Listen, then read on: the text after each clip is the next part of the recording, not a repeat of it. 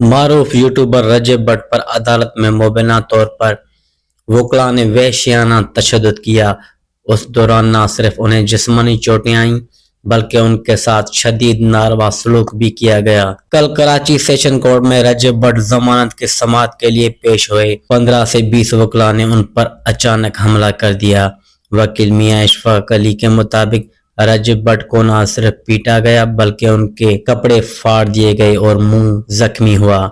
اس وحشیانہ حملے کے دوران رجب بٹ کے بیگ سے 3 لاکھ روپے نقد بھی زبردستی لے لی گئی۔ بعد میں بیگ واپس کیا گیا لیکن نقد رقم غائب تھی۔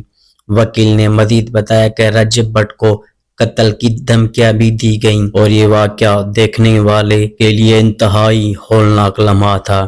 وکلاء کا موقف ہے کہ رجب بٹ نے پچھلی ویڈیوز میں ان کے خلاف غیر مناسب اور توہین آمیز الفاظ استعمال کیے جس کی بنیاد پر انہوں نے احتجاج کیا۔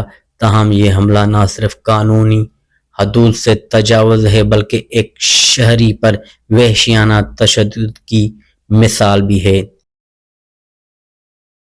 سوشل میڈیا اور عوامی حلقوں میں اس واقعے نے شدید رد عمل پیدا کیا ہے، جہاں لوگوں نے قانون کی حکمرانی، شہری حقوق اور برداشت کی ضرورت پر زور دیا ہے۔ اس واقعے کے بعد رجب بٹ کی درخواست پر سٹی کورٹ پولیس اسٹیشن میں متعدد وکلاء کے خلاف FIR درج کی گئی ہے۔